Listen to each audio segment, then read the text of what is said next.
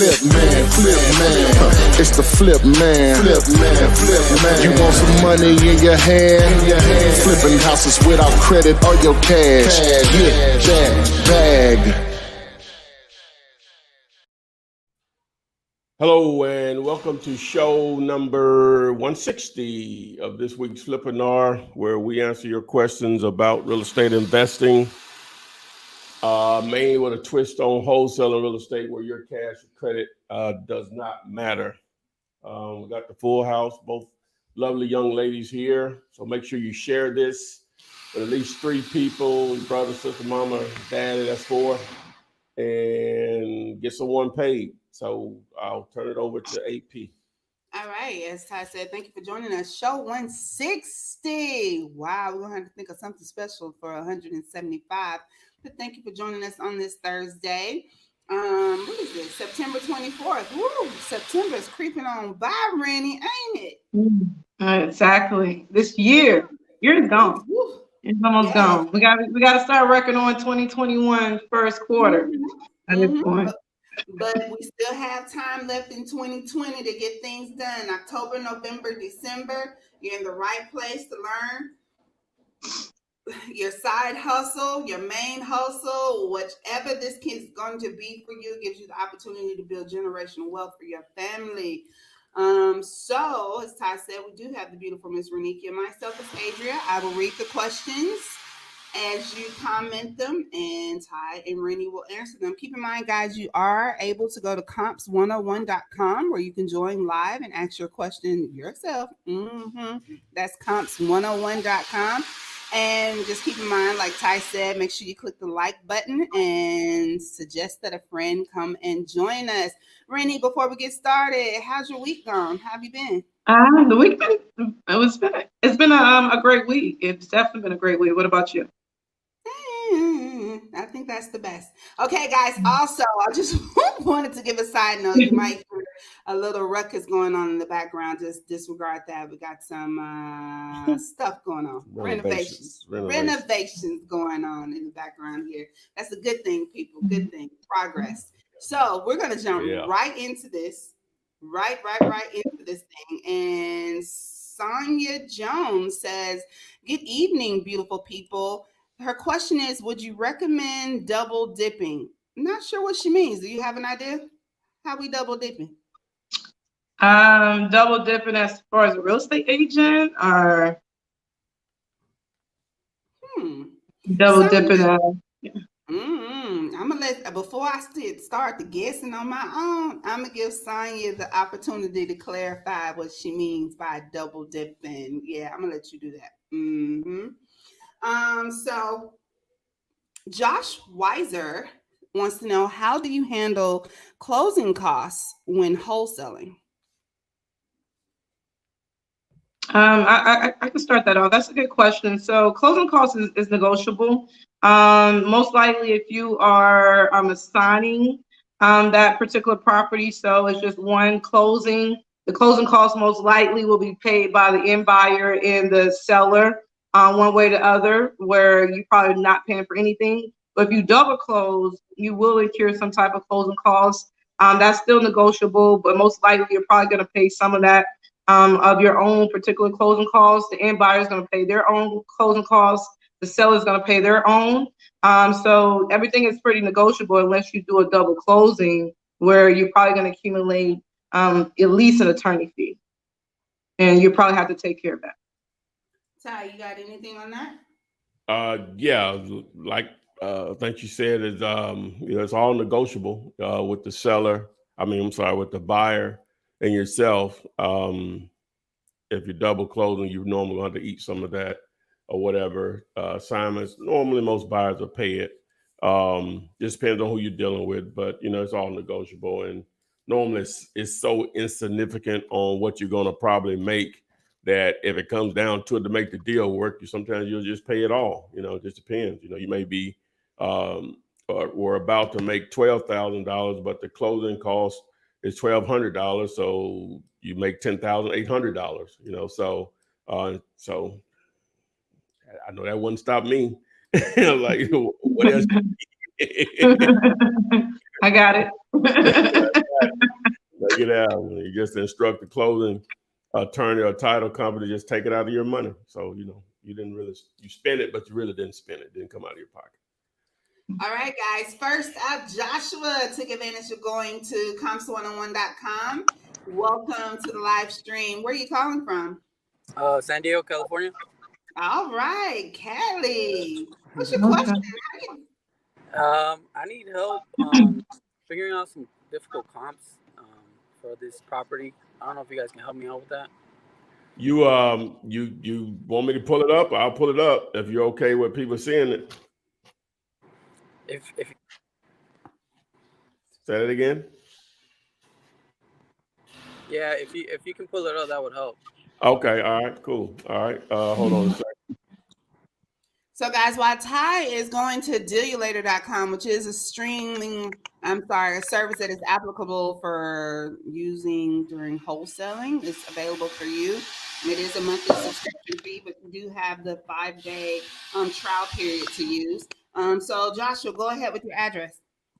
Yeah, it's 725 18th Street, San Diego, California, 92154. Yeah, I actually talked to the owner.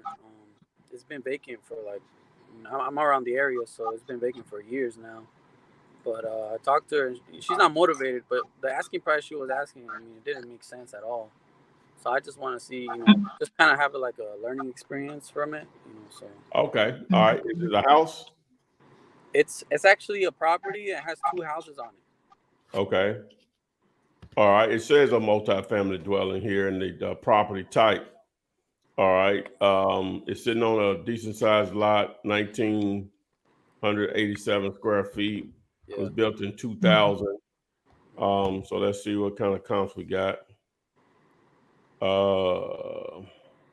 Let's try to compare likes to likes here. All right. And there isn't any. So we're going to have to just go by just it being a single family property or whatever. So, all right. So we see the map here. So I'll scroll down, pull it down a little bit. So let me.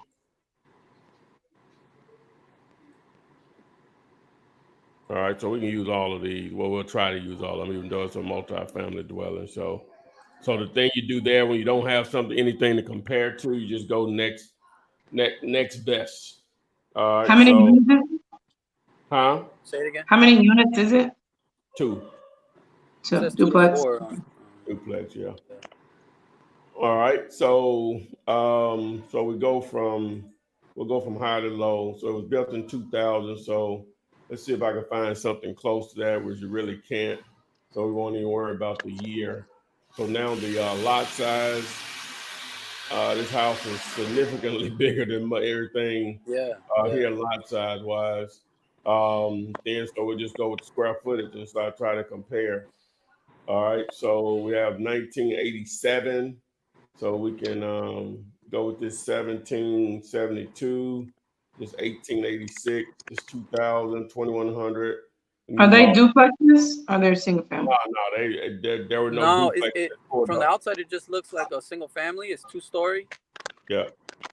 Can you guys hear me? Was your focus, was the end buyer focus would be to keep it as a duplex or turn it to a single family?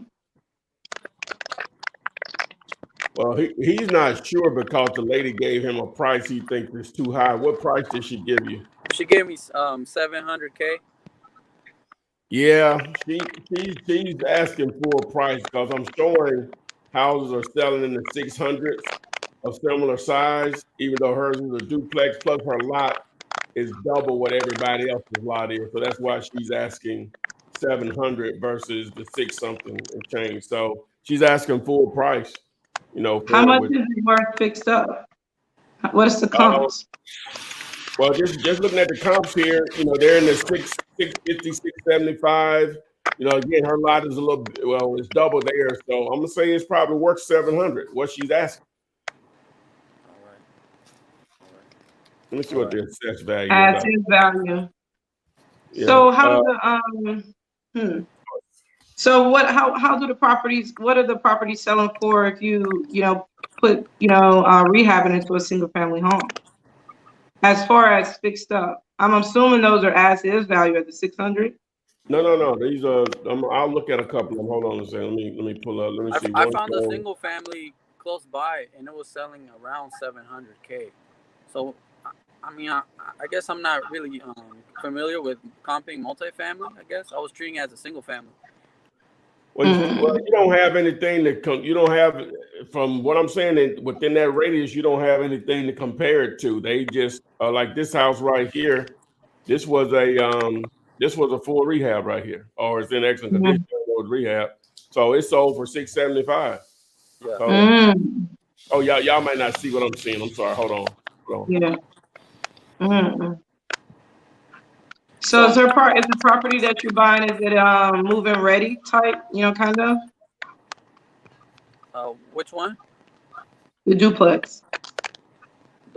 I'm not sure what you're talking about.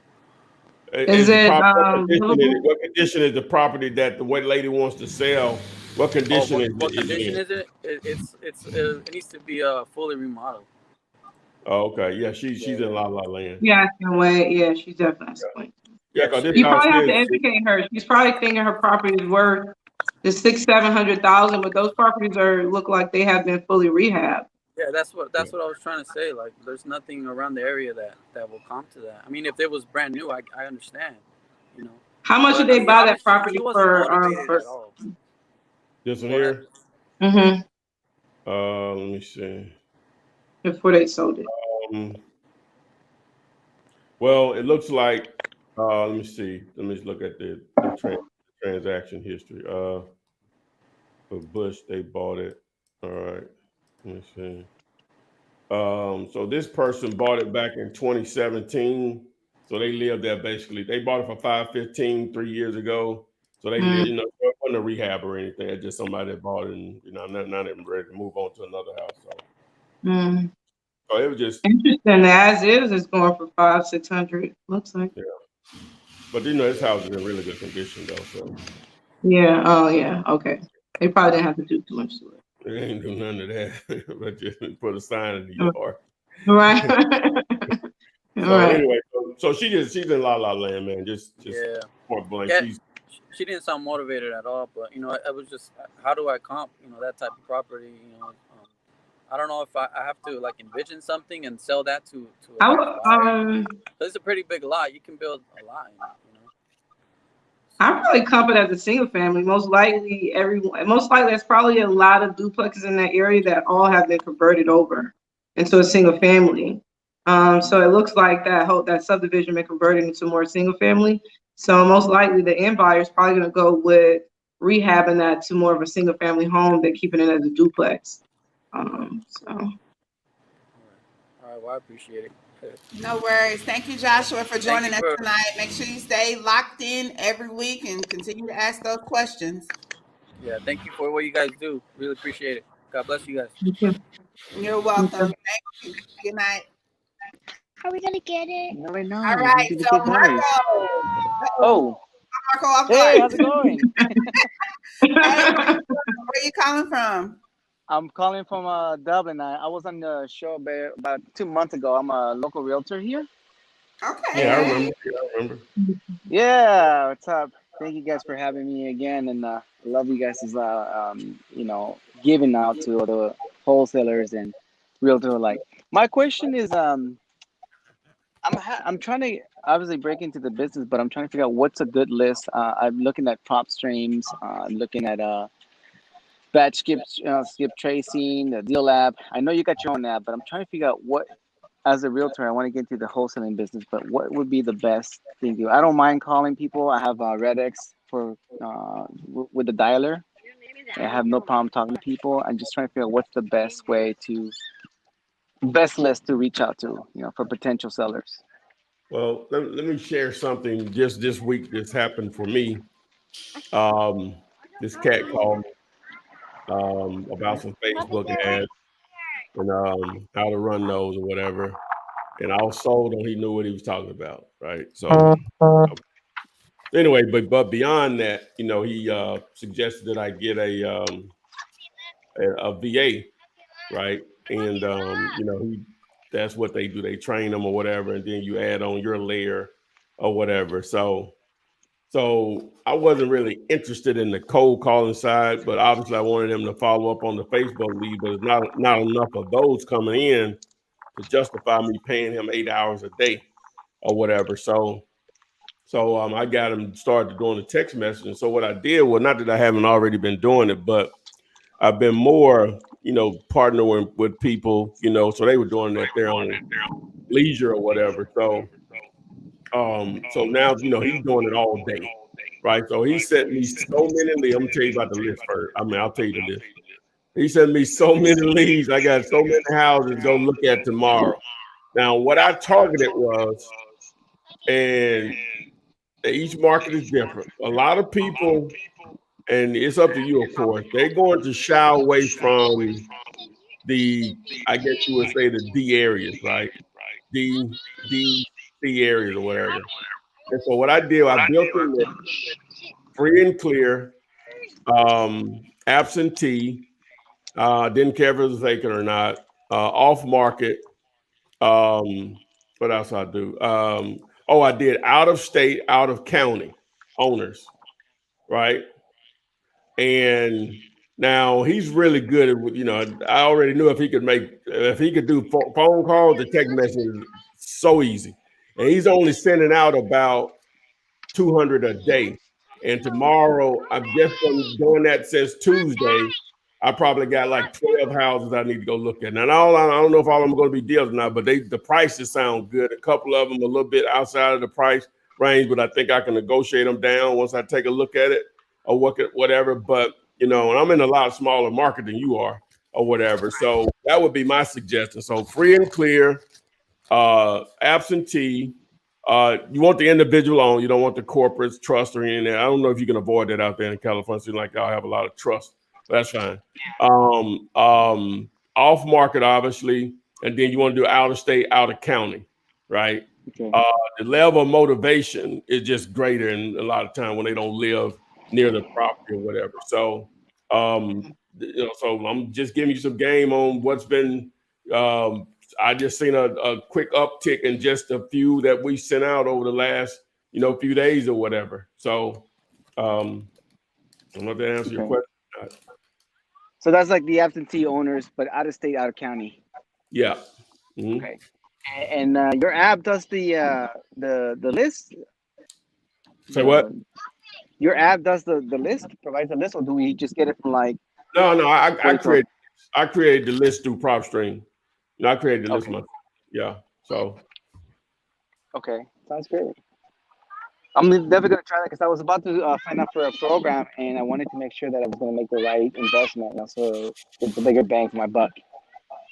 Well, yeah, and then we started using one of the biggest things, and the same guy that, you know, convinced me about the Facebook ad, which we've been getting some ads on that too, some leads on that too. None of them are paying out. Well, two of them have. I got to go look at those too. What I was about to say. I lost my train of thought. He tell me. He kept stressing to me that I need to use Slack. Right? Yeah, I heard about that. Yeah. It is. What is Slack? It's a productivity. It's a messaging system / CRM sort of. It's more of a messaging system, like you got a team and you just create different channels, as they call them. And you all can continuously communicate with each other. You can share files, video, whatever. And so it's like you're not, you know how people do group text, but it's better than that though. You know what I'm saying? Yeah. So, and you can do it online and on your app on your phone or whatever. And we've only been using it 4 days. And the guy was telling me to use it for every time we had a conversation. But then we really need to add Slack so you can communicate with them instead of trying to do it through email or this or that. And he was so right. You know what I'm saying? Because I can respond to his questions. Like when he has a question about, because he's in the middle of doing the text messages or whatever, I can respond immediately with the answer that he needs to tell them. You know what I'm saying? And so all of that's tracked for that particular property. And then I can go in and set myself reminders. Okay, I see the conversation. Now I can go out and view the property and I can refer back to that conversation, what was said on the property and the info and the seller and blah, blah, blah, or whatever. So I'm telling people it's slack. You need to get it. And Me no, when it's- especially if you're working with more than yourself. No question about it. That sounds great. That's awesome. So, yeah, I was gonna ask something else, but I lost my train of thought there. But definitely, I heard of Slack, and definitely we'll look into those list prop stream. Oh, so is that something that is provided through your app on the prop stream? Is that the Deal Later app, or is that separate? Well, yeah, I'm Digulate. I'm a reseller of PropStream, so you get the 5-day free trial or whatever. So but yeah, you know what? I'll just show you what the list I built if that's what you're interested in. Just give me a second. Let me log on to it. Let me share my screen. I mean.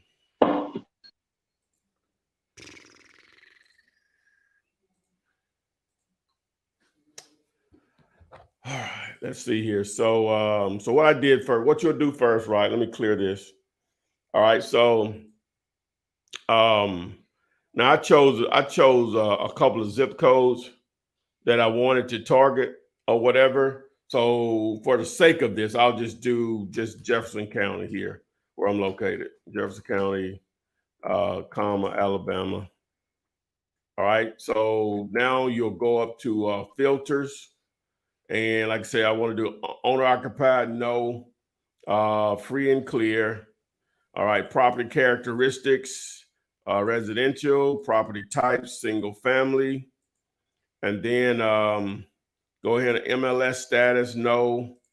All right, and ownership information, I want individuals. All right, and I want them to have owned it for at least a year. In your market, you may have to go up because there's so many records, property records. You may have to go up to 10 years to reduce your list. I don't know. You may want about 30,000 at one time. I don't know. So I'm just going to say probably 5 years. Let me try 5. Hold on. What happened? So we're at 24. So I need to do 5 years. Let me try that. Let me see. So it reduces down to 21,000. So now what I'll do is I go back on the ownership information and I'll select out of state and out of county. Now that reduced it down to 4,100, 4,110. So now that's a workable list. So if I want to get even more precise here to reduce that even a little more, I could probably throw in here. Let me see what else I can throw in here. You know what? Let me just do this. Let me just say they've owned it 10 years and see how. Let me go back. 10 years.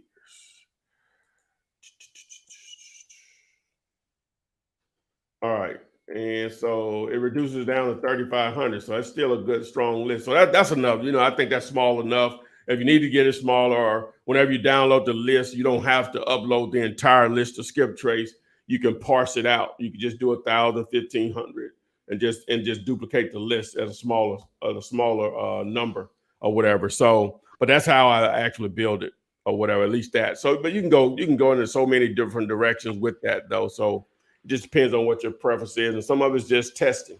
You may do vacants, or you may do divorce or bankruptcy, pre-foreclosure, which those lists are normally going to be smaller than free and clear. Or you can do high equity, which is similar to free and clear, but it just simply means they may still owe something, but it still has a significant amount of equity in it. So it's just all different types of ways. And you can go back and watch that about 22 minutes into this replay. You can see the full screen because you're probably trying to watch it on your phone right now. So, Do they also provide a probate?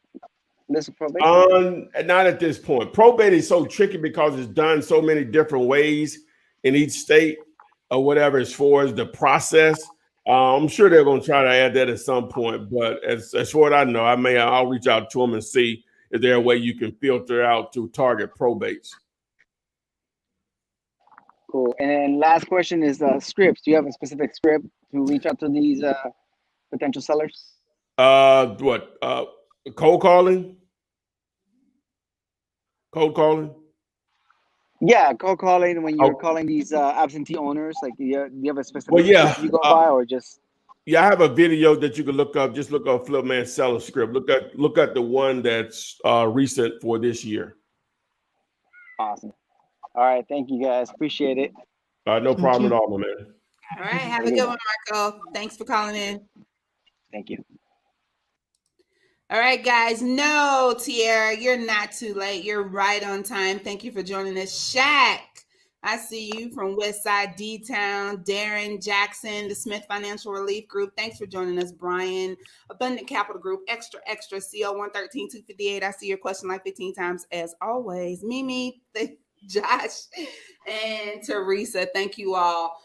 So sliding over to TikTok, we have several questions over here. So that one-page contract that you're interested in getting your hands on, guys, is available to you. Ty has been using that one-page contract since the beginning of his wholesale journey. It is available for you on dealulator.com. You can plug and chug the information and email it out. If you just got to print it out, you can do that too.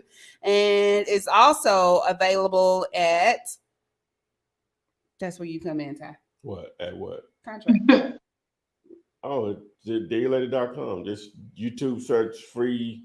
You want to see how to fill it out for sellers and buyers, just do a YouTube search, Flipman Contract 2020. We're still in 2020, so. Okay, so someone on TikTok just joined us, Leanna Carter. What are we talking about? We're talking about wholesaling real estate with little to no cash or credit. We're talking about money, that guapo, that bag. Yes, we're talking about all of that and how you can get it and change your life, your family's life, a friend's life, your squad's life, your homie's life, your sister's, your mom, your daddy, your chicken, your dog, all of their lives with this information that is being provided to you free of charge. I suggest that all of you guys that are newly joining jump into those videos that are available on YouTube. Now, let's go back into this. Kamaya has a question, Renikia, that a lot of people want to know. So I found the house, found the motivated seller. So I think the numbers seem to make sense. I put it under contract. I can't find a buyer. What am I going to do? So I know the first thing we always say is, do you really have a deal? Like, is that step number one, like reevaluating, is it really a deal? And then if it is truly a deal and you can't find a buyer, then what do you do? There's only so many things you can do once you do put your property under contract and you're looking for a buyer and you just get to the end of your due diligence period. The most important thing is, try to put a due diligence period in there. It depends on the seller. If you're dealing with another wholesaler, they're probably not going to give you no more than a day or two due diligence, if that. I have a wholesaler that tell you to go buy the property and there's 0-day due diligence. But if the seller give you the ability to have that due diligence period, that's your time frame where you can go out and find a buyer. But if you get to the end of that, then you're either going to contact that seller and tell them that you need a few more days and see can you extend the due diligence period, or you're just going to call them and tell them that you want to back out of the property. Back out of the contract. Due for unforeseen expenses. You can create some type of excuse of why you want to back out of that property due to more expenses than you thought. Than you thought that you would have to put into the property. So it's pretty simple. Just contact them and let them know that you want to back out of that contract. All right. So CO 113 wants to know, we're talking about the buyers. So he wants to know, how would you go about building a cash buyer list from scratch? So oftentimes we talk about reverse wholesaling and doing it the opposite way. And you speak on this because it works for you. It has worked for you in the past, finding the buyers first and then catering the homes that you find, the sellers rather, to what the buyers have said they wanted. So how do we go about building that cash buyer list? That's a good question. So reverse wholesaling, it works. I utilize reverse wholesaling, and that's pretty much finding the money first and then going to find and then locating the property. To me, it was a lot easier for me to find the property if I had the money. So that's pretty much what reverse wholesaling is. But it's the same process of you finding sellers, be the same process of you finding buyers. Instead of I buy houses, you say I sell cheap houses. put those bandit signs out there. Going to different real estate groups and finding the buyers, finding the real investors who's looking to buy in your area, who's not the wholesaler. You want to go and find the end buyer. So it's the same process, the same marketing strategies that you would use to find, same marketing strategies that you would use to find buyers, not buyers, but the same marketing strategy you would use to find sellers to find the houses would be the same strategies you would use to find cash buyers. All right. Hopefully that answered the question for several of you guys. Let's see here. Mrs. Jones. Yes, the contract is good in all markets. It's been pretty much used everywhere. Just don't let it be a deal breaker. If you run across someone that just refuses to use it, then that's fine. But it really simplifies the process and narrows it down to one page, covers all the nooks and crannies. And that's all you need to get your wholesale deal in the works. So going to let's see here. Royal Gigi. Hello, I got a question. What's the complete setup blueprint to get started? In other words, what are the systems needed in place to get started with this business? So kind of talked about that a little while ago when we talked about dealulator.com and a lot of the affiliate programs that Ty puts out there for you guys to add to your chest. But what's really needed? So I was looking, Renikia, and I thought it was cute. I meant to send it to Ty, and it said to start your own business. It was really a picture of a brain, a phone, and the laptop. And the laptop can be improvised, just basically internet. Okay, so your brain, some type of device to get on the internet and to communicate with people via phone calls and or emails, and then the Wi-Fi. That's it. Use your head, educate yourself, get out there and talk to people, and then do some research. That's basically it. The rest is just added bonuses. You can do it minimally, but to answer Royal Gigi's questions, what systems do I need? Ty, you got any input on that as well? You want to take that, Ty? Oh, well, okay. That's softball. Thank you. Well, now, of course, real estate transactions have existed before the internet. Right. Oh, there we go. So you knocked out one of them. You know what I'm saying? So technically, you don't need any of this stuff I'm about to say. But if you want to make it easier for yourself, easier, and they're not going to do deals for you. But if you want to make it easier for yourself, I just put out a TikTok earlier today. Starting with Dealulator, right? You had a free contract there. You had a simple little calculator there to help you understand that it's a deal or not. And then you have an option to take advantage of a 5-day free trial of PropStream, which is a real estate tool too. If you haven't been watching this, I've already used it twice in this particular show. So now finding people is part of the deal. So if you're trying to find a seller of a vacant house or whatever, you need skip tracing. So I'm an affiliate of Skip Vault. So skip to flip. You want to see how that works? Just go to YouTube and do a search for Flipman skip to flip. The number 2, skip, the number 2, flip. All one word. Probably one of the more effective ways that I've found right now of reaching sellers is through text messaging. Text to flip. Text, the number 2, flip, all one word. YouTube search that. There's 2 videos on that I have there. That can get you in the game the same day. You can literally start reaching out to sellers the same day. And I just showed you the list that I just built, which similar to the list I've been building. I just did just a real focus on out of state and out of county to try to increase the possible motivation of the sellers or whatever. So, you can go back about around 22 minutes in this video, and I give you that example.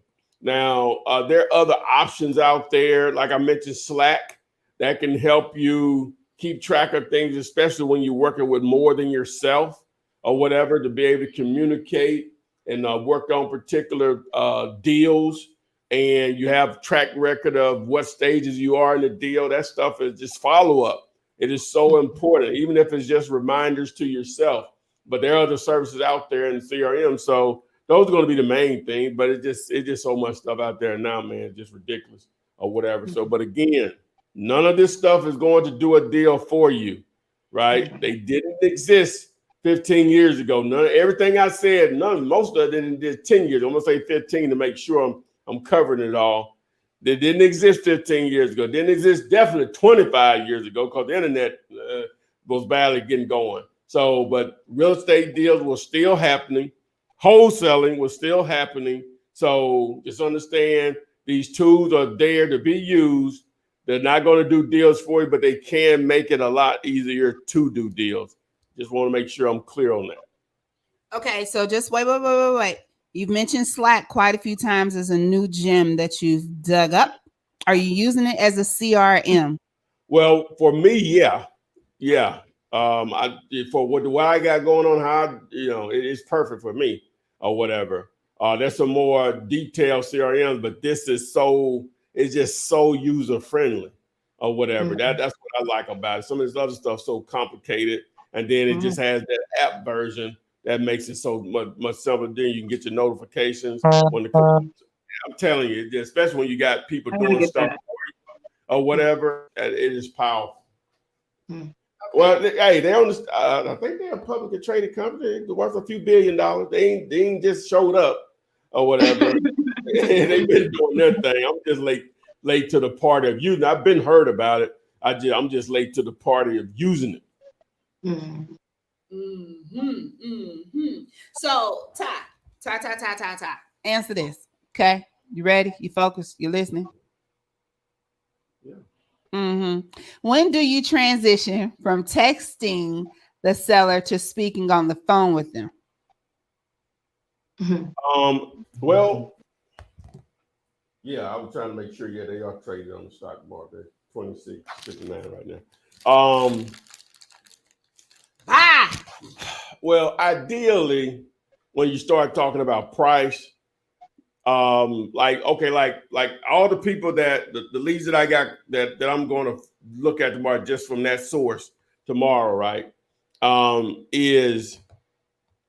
We hadn't talked to them on the phone yet, right? They've given us a price or whatever on the property. My man, Michael, my VA, he's gotten a price on it, which was the objective.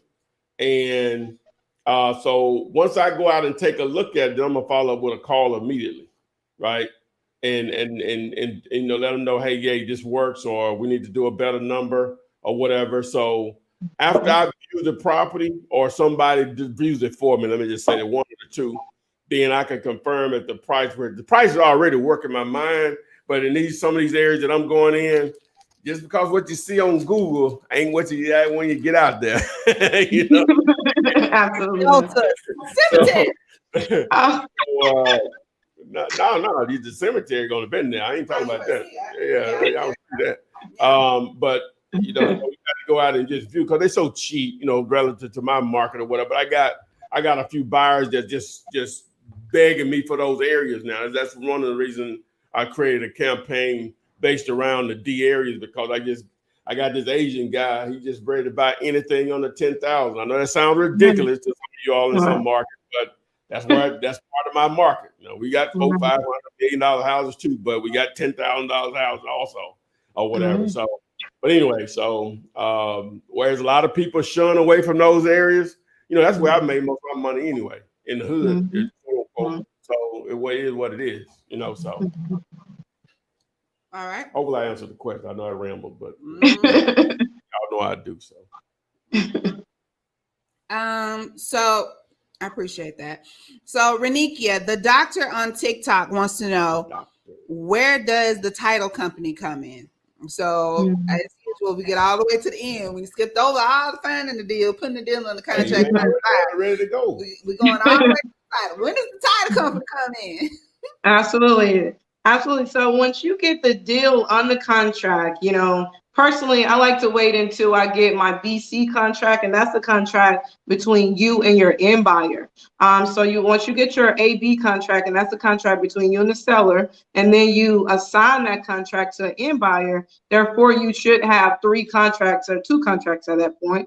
A contract with the seller and a contract with the end buyer. You pretty much assigning your contract to them, and you send both of those contracts to the title company or to the real estate attorney office. And that's when they come in and they're a clear title, they're a full title, they're a clear title, and they're prepare a settlement statement that pretty much itemize, all the expenses that's associated with the transaction, and then all the parties come to the table to close.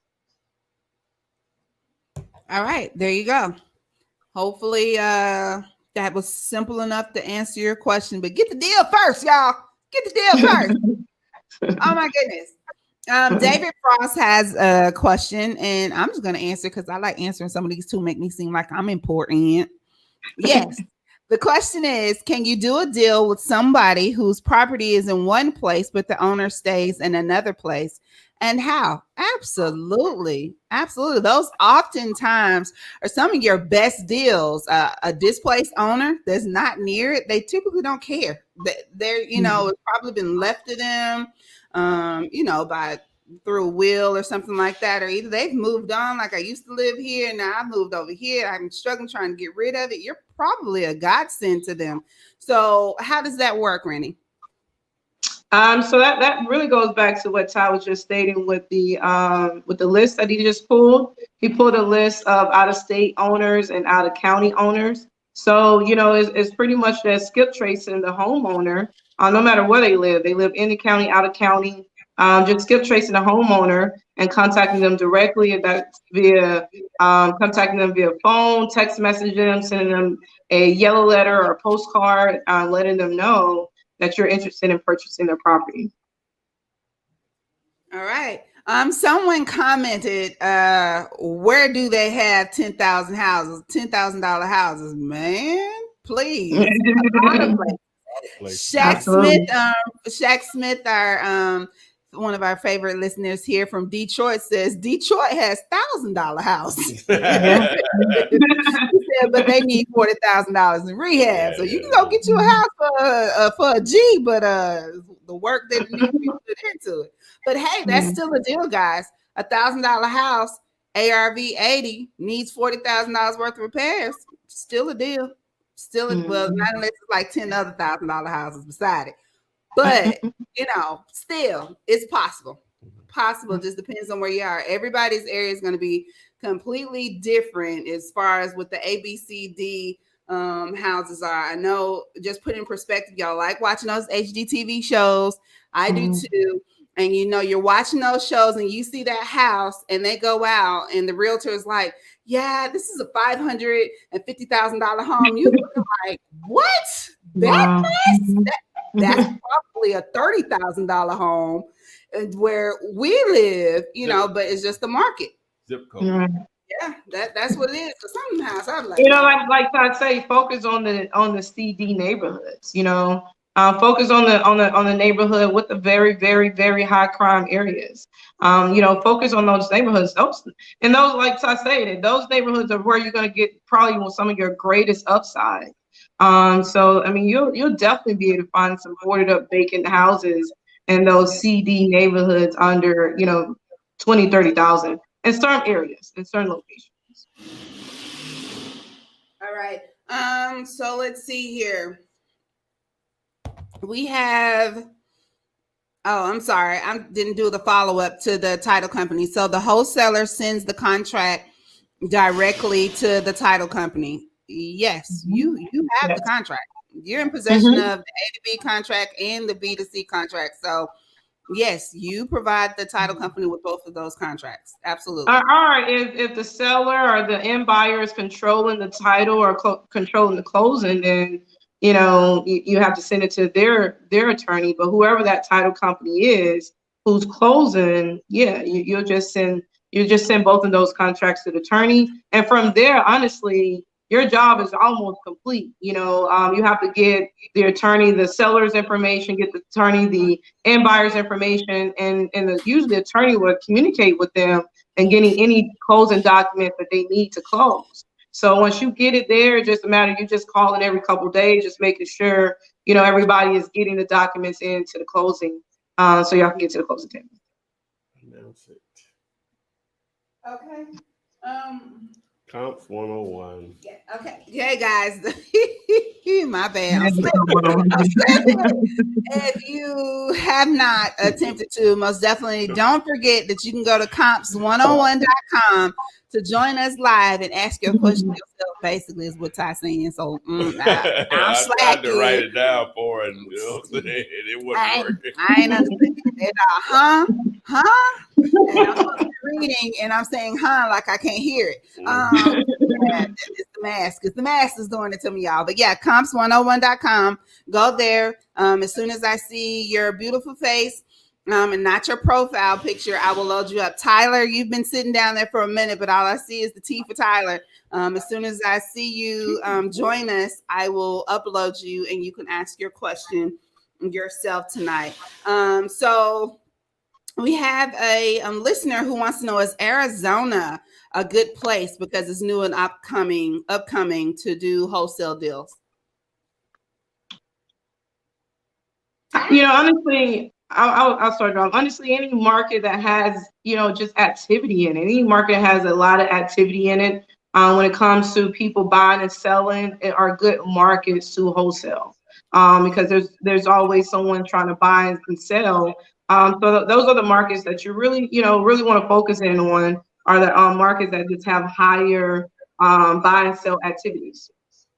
If Arizona is that up and coming market that people are flooding to and they're looking for properties, that's a good market to wholesale and invest in. What do you say, Tyler? Okay, so Tyler, I see you. Give me just 1 second. Deuces.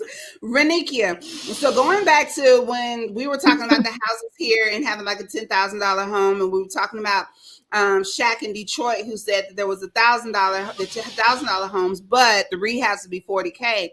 Good Life wants to know. So using that Detroit example, if you have $1,000 house and the rehab is $40K, would that be a better exit strategy to buy and hold and get cash flow, or fix and flip? What's the better play for a property like that? So I'm saying, if you got $1,000 to put towards it, buy it, and then that buys you a little bit more time. There is no due diligence. There is no, waiting the 30 days. You're giving yourself a little bit more time, right? Right. Both plays are really good, because from what I'm hearing in Detroit, a lot of those properties are worth about 150, 175. So, if you can flip out and make a, $70,000, $80,000 pop, that's not bad either. However, all in at $40,000, $50,000, and you hold on to that, that's a very high return cash flowing rental property. So I would try to hold on to as many of those properties as well, and maybe flip out a couple just to keep that lump sum cash coming in. But those are really good buy and holds. Really good buy and holds. So. Okay. All right, we're going to go ahead and add Tyler here. What's going on, man? Tyler. Hey, what's happening? You can't hear us? Can't hear you. Your mute off. You can't hear us? I can hear you guys now. Lately, I've been running across where like it's not a traditional wholesale deal, but like creative financing would help, I guess, push that along. So I wanted to see if you could offer some advice. I can give you like a scenario. I have one guy who wants to sell his duplex for about 130. And of course, it's not a traditional wholesale deal, but like, what would you do for creative finance? How would you kind of play that out? Would it be like a owner finance, lease option? Like, how would you play that out? How much income is it producing? It has 2 units. It currently has 1 tenant. He doesn't want the property at all, but he does want that price. I know a friend who needs like to get to like a place to stay, so I can like put a tenant there to create cash flow. But I'd rather wholesale it out. I don't want to do it being a landlord. Well, how much is the income that the one unit producer It's 1,100. and expenses? What are taxes and insurance? Let me pull up the property. 1 second. Interesting. How much you want for it? He wants 135. You want 135, and how much it's gonna take to rehab and get the other side rented? And I mean, you rehab and rented. Nothing. It's all ready to go. He just Ready to doesn't have a go? tenant. Yes, ma'am. And that side can get 1,100 too. So you can get 2,200 up to about Exactly. $2,200 a month on it. Yeah. What's this guy name? Yes. That's good. And you want to wholesale it? I mean, that's what I like to do. I don't want to be a landlord. That's why I'm asking about it. Like I have several deals like that, but I didn't know how to proceed using creative finance. Well, I'm trying to find a calculator. I mean, yeah. Go ahead. Say that again, Ty. I was trying to find a calculator on my laptop here, but I can't find it. But so Renique, you may have to do some help on that. Yeah, so I'm trying to figure out how much is the property worth currently? So, like the gentleman stated earlier, it's like a duplex, and I live in the Atlanta market. We have mostly like single families, and there aren't any like duplexes in the area. Where is it located? This is in East Point, so 30344 zip code. 1,100. How much? What is the bed and bath on each side? The bed and bath on each side. It's a crap. The prop stream doesn't show the. Oh, that's my calculator. Yeah. 1 second. I'm sorry. Where am I still? There we go. So 1,100. On the square footage is 2,200, but it says 2 and 2, so I don't know too many one Yeah, bedroom. it can't be 1,100 a side. Not at East Point like that. 2 to 2. That could be a 1 bedroom, 1 bath on each side. If it's a duplex and they did it like that, it's probably a 1 bed, 1 bath on each side. The bed and bath matters.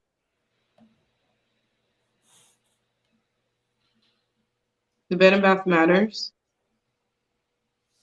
Yeah. So that 1,100, he can get 1,100 on the other side, Renique, over there, or what? No, he won't be able to get 1,100 on 1,100 and East Point. It has to be a 4 bedroom, 2 bath on each side. So I don't think it's an 8 bedroom, 4 bath duplex. So 130 is what? That's too much. 130. If you break that down per side, it really depends on the bed and bath each side. Because you break that down each side, that's what 65,000. 65,000 each side.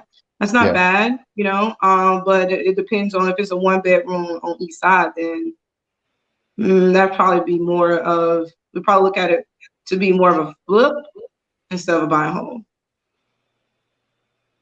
And see what the comps are if you flip it out and just rehab it and take it from a duplex into a single family. And of course it won't be a 2 bedroom, 2 bath. You have to make it a 3 bed, 2 bath minimum. I gotcha. And he mentioned that he mentioned it was like a triplex, because there's another like unit on top of the 2, somewhat like an attic, but it's just like a spare bedroom. So I think he's also factoring that into. But I mean, I'm like, what am I gonna do with that? Like, there's no restroom, no, it's like a studio. Right, he just added something. He had an attic in. But it really boils down to the bed and bath. If you know what the bed and bath is, it'll determine if you can possibly keep it as a duplex and just try to find an end buyer who want to hold on to it, because that'll determine how much cash flow you be able to get. I'm assuming that she's probably saying 1,100 for the entire both sides. And if it's 2 bedroom, that means that she's probably getting about 550 each side. Yeah, I agree. Like the thing that threw me off was like the square footage. Like I'm here as well, but like, say that again. I'm sorry. What is the square footage? It's 2,200. I'm like, a 1 bedroom, 1 bath is maybe Right. Maybe that's like each really side big. is too. Yeah, But that's that's all. a very important factor of your evaluation. Mhm. Is to know the bed and bath on each side of those units. And therefore you'll know exactly, could you find an end buyer who wants to buy and hold? Because that's two different scenarios. I mean, the end buyer who want to buy and hold is not going to be the fix and flip end buyer. So, and that's two different approaches, that's two different evaluations. So you want to know what will be your exit strategy. Do you think the end buyer is going to hold on it and keep it as a duplex and get the cash flow? And if so, you want to determine what is the as-is value of the property today, and then you can put in your assignment fee in the middle of that. Or if you determine that the exit strategy would be better to probably fix and flip, then you're running your numbers based on the fix and flip. So you're running your numbers based on the comps that you would be able to, that based on the after repair value. I got you. Well, thank you guys for the help. I appreciate it. All right, no problem. Thank you for joining us, Tyler, and good luck with that. Devontae, I see your profile pic, but I don't see you. As soon as I see you, there you go. Quick on the draw. Hey, Devontae, how you doing? Hey, I'm well. How are you? I'm well. Where are you calling from, and what's your question? I'm calling from Atlanta. And I have ATL a question is in specifically. the house. Okay. Being here strong. Being strong. I have a question regarding a potential deal that I have on the table, but this particular seller had already gotten in contact or is in a contract with a real estate agent. So the real estate agent is representing them, and it's already on MLS. I went toward the property. I walked through the property with the agent. But I wanted, this is my first time ever working through an agent with a deal, a potential deal. So I wanted to walk through what are some things that I should be looking for, and what are some things that the agent can help me with, and also potentially the buyer with in this potential deal.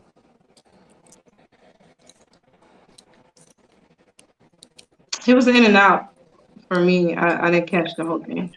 Yeah, it was hard to your connection is. It was hard to hear. Yeah, it's hard to hear. It's going in and out. Okay, so he put it actually in the comments as well. I love when y'all do that, guys. Awesome. He said, I have a question regarding working through real estate agents for a wholesale deal. So I think that was mostly what it was in regards to, correct, Hudson?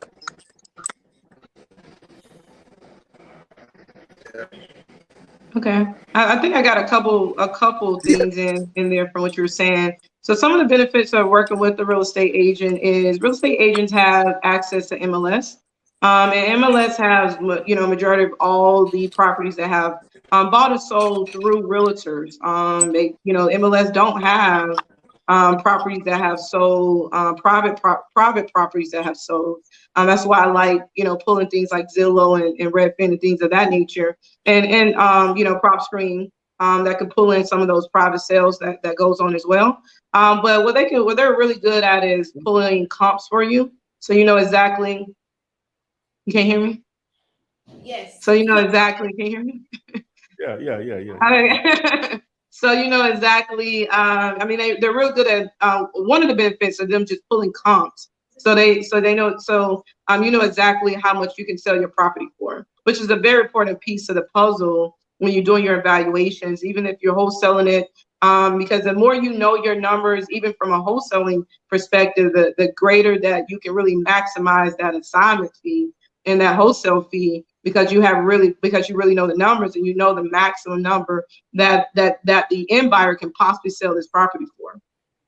So that's one. And of course, putting your properties on the market, that's what they're good for as well. When you're dealing with them. Now, when you're trying to wholesale a deal that's on the market, that's when it comes in, territory of, it could be gray areas. Why? Because I don't know an end buyer that's going to buy without doing their due diligence.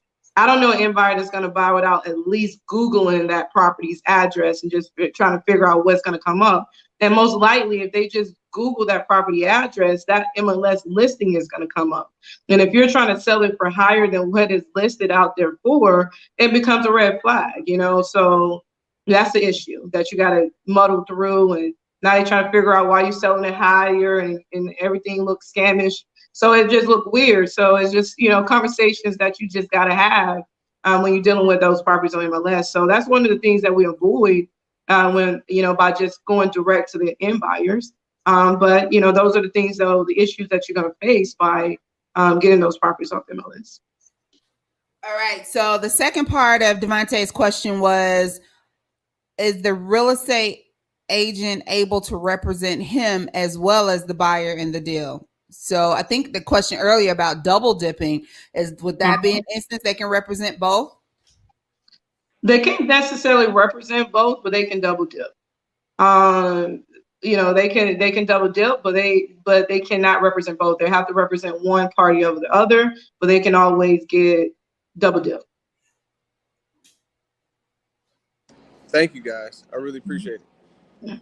No worries. Sorry about that technical difficulty, but I hope we got your question asked and answered. Thank you, Devontae. Yeah. See you next time.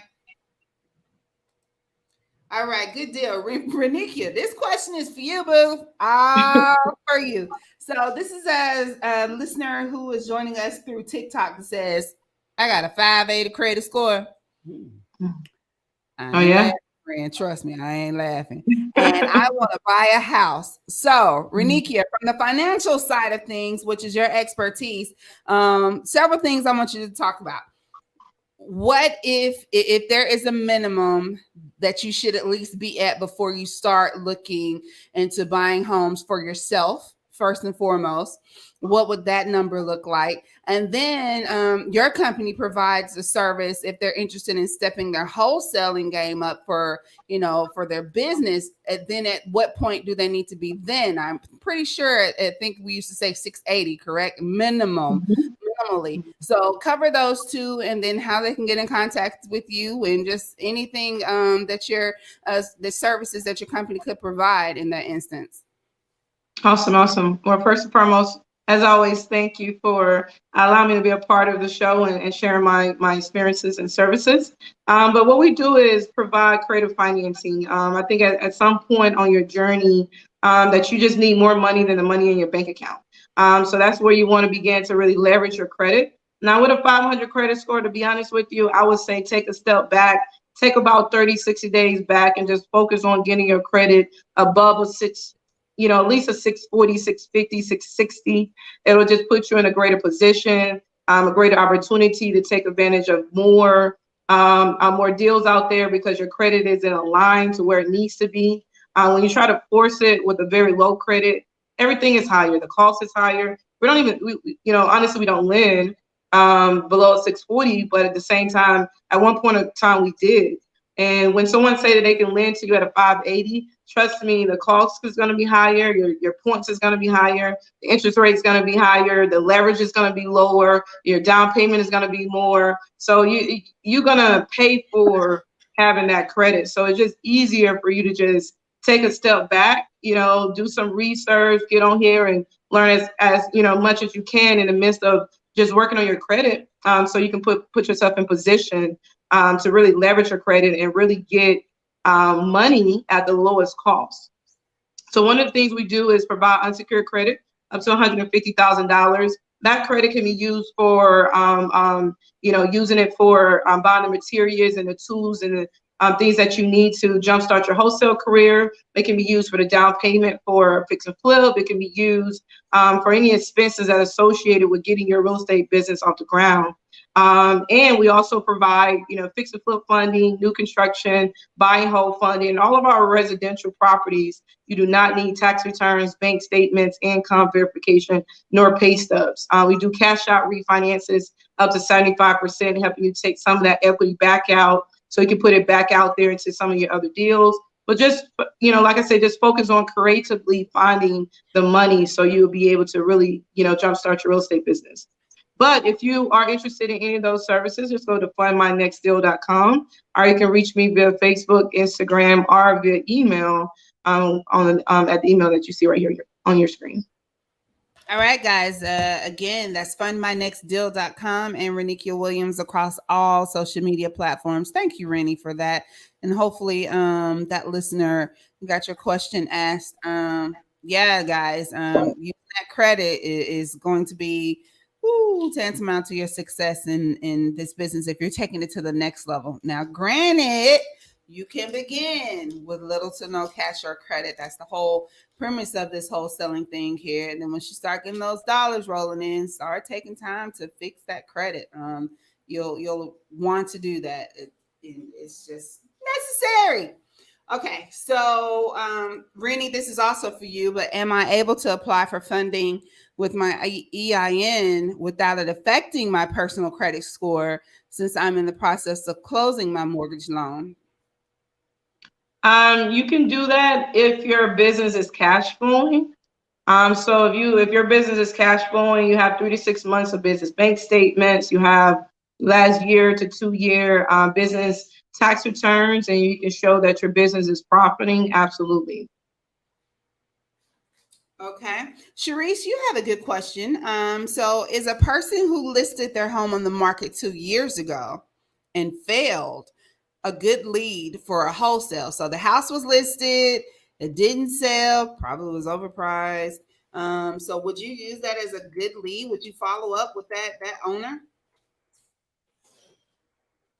A good lead base is based on the numbers. But following up with the owners, it's always good to, just always be in contact with people. But to me, good leads is really based on the numbers. So, if it's 5 years ago, if it's 30 days ago, if the numbers works, if the number makes sense, compared to the comparables, compared to the rehab work that needs to be done, it's a wholesalable deal.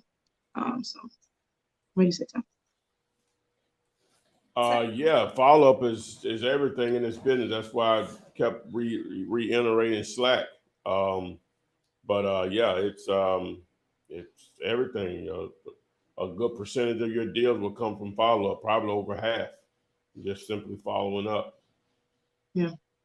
One of my mentors told me a long time ago, the money is in the follow up, and that was just something I never forget. It's absolutely right. The money is in the follow up. Ty, I got a question for you. It's from Dante Moore. You want to tackle this one? Mm-hmm. Can you flip a house in a town that's 800 or less people? Well, the town I grew up in. Oh, there it goes. I knew it was coming. That's why I said it. The town I grew up in is less than 800 people. Right? Yeah, y'all know each other. Yes. I'm a little disconnected, but they ain't. All I gotta do is call my sister. She knows. They know everybody. You know the mayor. I'm like, no, I don't. You know what I'm saying? So, but to answer the question, no, man, no. Yeah, it's possible, but maybe one deal every couple of years. You can't eat. You can't eat off a town that small. You just can't. You just can't. You gotta play the power of numbers. Yeah, it's not enough. When you play the power of numbers, you win. The more people you can sell to, the more opportunity the money that you can make. Gotta play a power of numbers. All right. Okay. So Dante, there you have it. Find the next largest. Well, not even the next largest, because that's go over a couple of cities, a couple of towns. When y'all start saying in a town, I already know something's up. I wouldn't even call it. And say town. You don't say town. You say my city. That's real. Towns are always small. You have to. Yeah, when you start saying don't say town. Yeah, that's a couple red lights. Stop signs. That's a stop sign, 4-way stop sign, and a dollar. Right, a General Dollar. All you got. You're right. It ain't even the Dollar General. It's the General Dollar. A gas station. But guess what? You got everything you need right there in that town, though. Right there. So let's go back to the questions, guys. We will most definitely go ahead and ask a few more. When you get a property under contract and the seller needs to sign, do they sign digitally, or how exactly does that go? So, guys, as we mentioned earlier, That contract is available on dealyoulater.com, and all you have to do is plug in those numbers. Literally, guys, really, just go. See how easy it is. Go to dealyoulater.com, go to that contract, play with it, put in some numbers, and email it to yourself. And that's all you have to do. Now, you're talking about digitally signing it. So you have like DocuSign. And what else, Randy? I just want to say this. I don't mean any harm by this, Jason, but we cannot complicate signing a contract. If someone wants to buy, all parties sign the contract. It's just that simple. You can pull up on it with a pen and paper. You can send it via DocuSign. But once every party is ready, everyone execute the contract and everyone's ready to go. So don't complicate signing off on the contract. Pen and paper or digitally, send it via DocuSign or some digital app. Everyone execute and you're ready to get to the closing table. Oh yeah, they don't overcomplicate, man. If you got a seller that's not willing to sign a contract, you got bigger problems. You know what I'm saying? Normally that's not a deal either. Normally they just don't match up. Motivated sellers sign contracts. Just that simple. Documentation over conversation. They selling it cheap. It just don't line up when they don't want to sign an agreement. Now they may want to have a review or something. That's not a big deal or whatever. It's so simple. I'm talking about my contract, but yeah, that's the least of your worries in most cases. But most importantly, they know that you mean business, because business is done with contracts and documents. So if they know that you really handling your business when you taking out your contracts and collecting earnest money and things of that nature. So it makes you look very professional. Okay. MBO 182 on TikTok has the very last question. We joke and kid a lot of times about when do you take the contract to the title company and where's your buyer? And we're normally like, you got to get the deal first, son. Like, get the deal. But the question is, do you get your checks in the mail or from the title company? Where I get my money? That's a good question. So it's two forms. The title company or the closing attorney could just print out your check right there at the closing table, and you can go cash it or deposit it, or you can send them your wiring instruction, and they'll wire the money to your bank account. I prefer wiring because once you get it, it's instant. I could start using it the same moment I get it. But sometimes depending on your bank, if your bank have, is not associating your bank with, you deposit those large lump sums, they can hold on to that check for, 7 to 10 days just to clear it and things of that nature. So you have to wait. Don't go in there asking for it in a briefcase. It ain't gonna happen. Ain't no money phones. Zach, you want it all ones. All ones. I got some. Zach, thank you for joining us. Hey. What's going on now? I am doing smooth. What's your question? Now, I had a couple questions, but I don't want to take up too much time.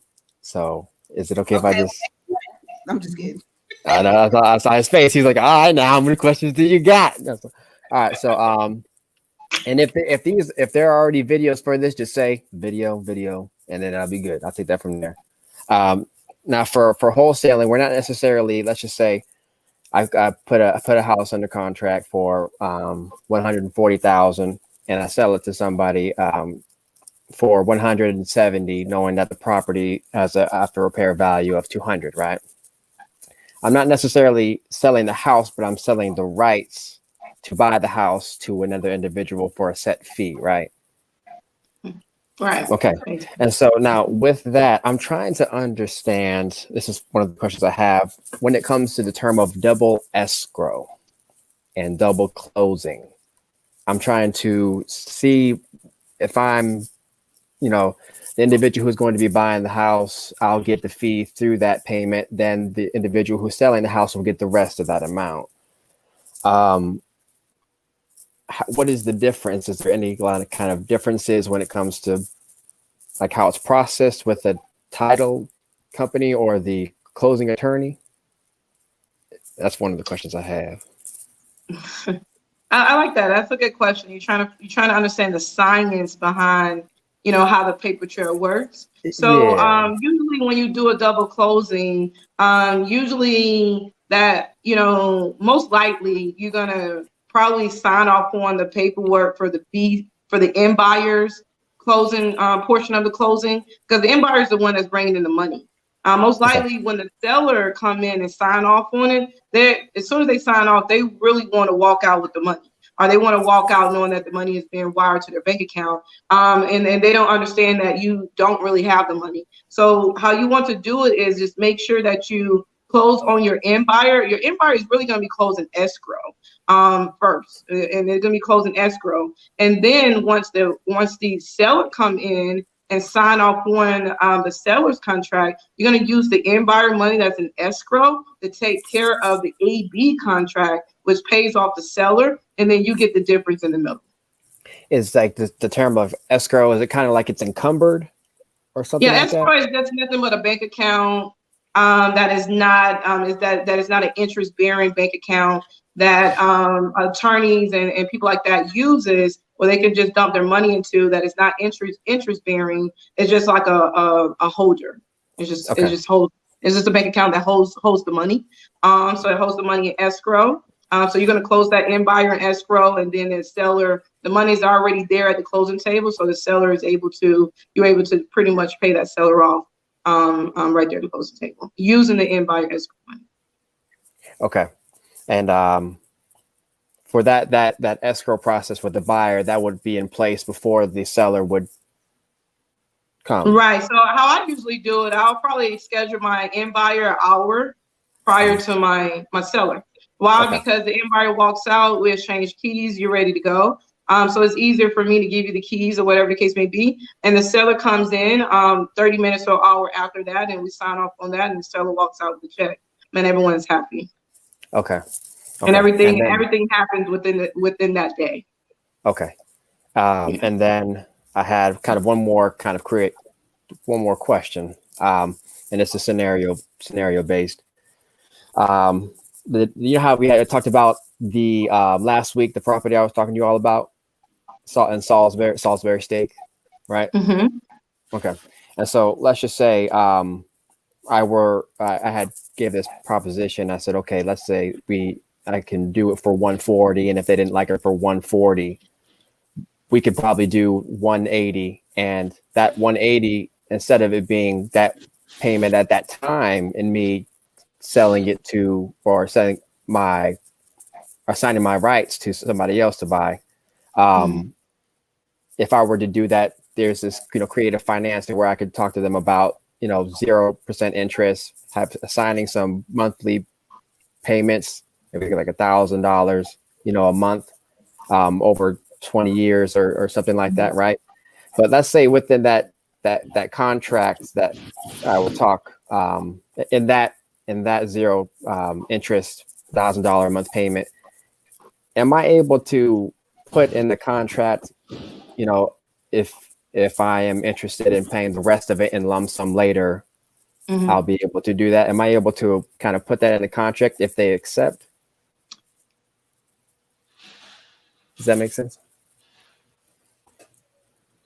Contract maybe so if you do decide to pay them off early, you're not penalized for that. So Right. Just want to make sure somewhere in the contract there's no prepayment penalty. Say no prepayment. What? No prepayment penalty. True. I didn't hear that last word. No prepayment penalty. Penalty. Okay. You don't get penalized if you pay it off early. Okay. And if I like for your services, Ms. Williams, if I were to contact you and my credit score was 750, and I needed to make it, maybe put up a down payment that they would want, down payment 0% and a monthly payment, I would go to your services in order to see if I could do that or get services from you to fund that deal. Your focus is to get them to owner finance the property, or that's what they're that's one of the options that they're willing to give to you, owner financing. Well, that's what I'm kind of thinking of ideas. Right. So, I mean, that's an option. Most likely, they probably won't do a 0% interest because they're acting as a bank. So most likely, they're gonna, have some type of interest payment there because they are the bank. So that's one of the ways to do it. We also have just a true rental note, which is a true 30-year fix. We can lend up to 75% of that value, and it pretty much wraps a true 30-year note. So that's an option to get you the ability to be able to take that down. Or, as you stated, you could definitely utilize the gap funding program, which is the unsecured program up to $150,000 to help you offset some of the expenses that are associated with taking down that owner financing. Okay. That was it. All right. Well, thank you for calling in, Zach. We will look forward to seeing you next week. Okay. All right. Y'all take care. Okay. All right. Good deal. Have a good night. You too. All right. Ooh, Randy, guess what's on? I ain't telling you. I know. It came in at 9. That's okay. They winning. All right, guys. Love the questions, and hopefully the information that's been provided to you guys tonight helps you on your way in your wholesaling journey. Hey guys, September is almost over with, but it's not the end of 2020. No, it is not. You still have October, November, December. This fourth quarter is when we're coming in, right? It's clutch. Come off the bench. Ooh, the clutch. In the season on top. You still have time. Watch those videos. Join us on Thursdays. Join the Facebook group. Before I forget, make sure you hit that like button. It says that 188 people are viewing right now and only have 17 hearts. Come on, y'all. I need you to hit the thumbs up, like, subscribe so you're made aware when any new content is uploaded. Continue asking your questions in the chat boxes because Ty does come back through and answer questions later on. We said every week, but consistently educating yourself in this business is the only way you're going to succeed, guys. That's the only way that you can make that deal happen. You can join us every Thursday. You can watch the videos, but unless you're putting some footwork out there, then none of this is going to help either. So watch the videos, binge on them, get out there and grind it out, and then stack your coins. Binge, grind, stack.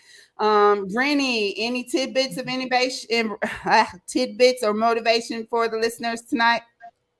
Trust the process. There you go. Trust the process. Ty, what you got? Oh, nothing. Just get out there and take action. Educate yourself and take action. That's simple. Not easy, but that's simple. Okay. And in the words of Ty, most won't, but enough of you will. So collect that bag. And as we've ended the last few Thursdays, it's the LA Lakers versus the Flip man. It's the flip man. You want some money in your hand? Flipping houses without credit or your cash.